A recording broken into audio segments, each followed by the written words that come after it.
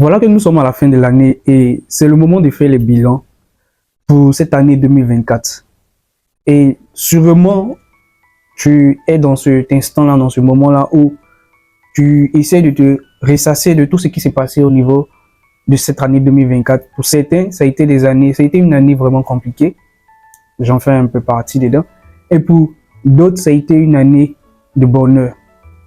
Cela est dit, est-ce que pendant ce moment de bonheur ou de malheur, les personnes qui t'entourent ont-ils prêté main forte pour cela? Que ce soit dans le bonheur, que ce soit dans le malheur, ont-ils été là?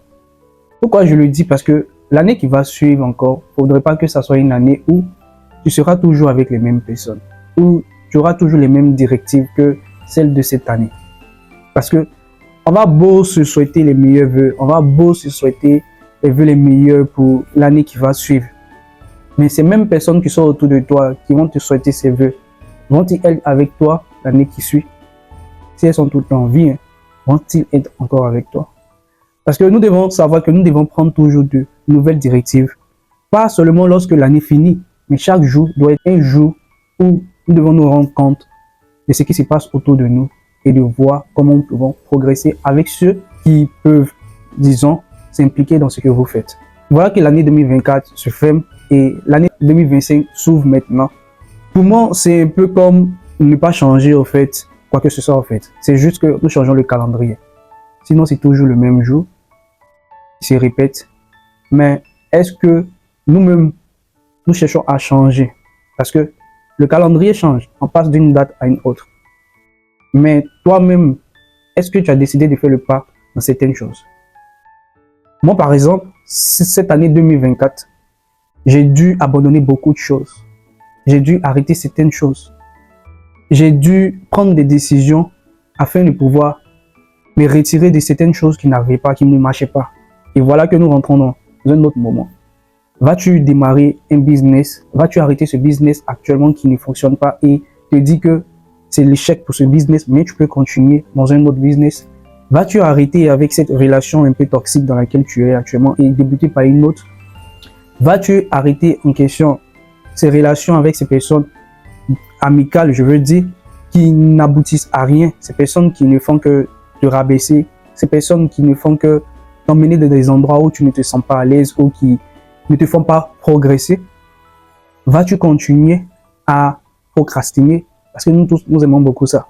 Moi, j'en fais partie. Je suis même le premier à dire. Mais il faut dire que chaque jour que Dieu fait, je me rends compte que tout ce que Dieu fait est bon, quoi. Vous voyez? Parce que il y a souvent, très souvent, des choses qui se passent autour de nous.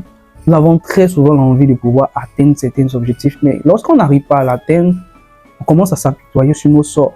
Pourtant, nous ne savons pas ce que Dieu nous réserve pour le lendemain. Est-ce que 2025 sera une année prospère ou une année pour d'autres personnes vraiment de malheur? Est-ce que ça sera une année de bonheur? Ça, c'est une question à laquelle nous ne pouvons pas répondre parce que nous ne connaissons pas demain. Mais là où tu es actuellement, tu peux, je me dis, décider au fait de passer le cap et de changer quelque chose au fait au niveau de ta vie. Moi, particulièrement, je pense que je vais prendre certaines décisions pour 2025 qui vont peut-être me permettre de pouvoir évoluer ou même rester encore dans le même niveau. Je ne sais pas, mais autant essayer que de rester là, à ne rien faire. C'est un peu de ça que je voulais vous parler dans cette vidéo aujourd'hui au niveau de cette année qui s'achève. Ça a été une année pour certains vraiment douloureuse. Pour d'autres personnes, une année très heureuse. Pour d'autres personnes qui se sont mariées, qui ont pu obtenir un boulot, qui ont eu une promotion, le business fonctionne à merveille. Pour ces personnes, ils vont continuer à keep going. Et pour d'autres, où ça n'a pas marché, l'essentiel c'est de progresser et de voir si on peut atteindre nos objectifs. Dites-moi en commentaire comment a été votre année 2024 et qu'est-ce que vous pensez de 2025? Qu'est-ce que vous allez faire qui pourrait apporter un plus à votre nouvelle année qui vient en 2025? Parce que je suis sûr et je suis certain que l'année 2025 ne sera pas pareille à cette année 2024. Alors dites-moi en commentaire ce que vous en pensez et puis on va se dire à la prochaine vidéo. Bye.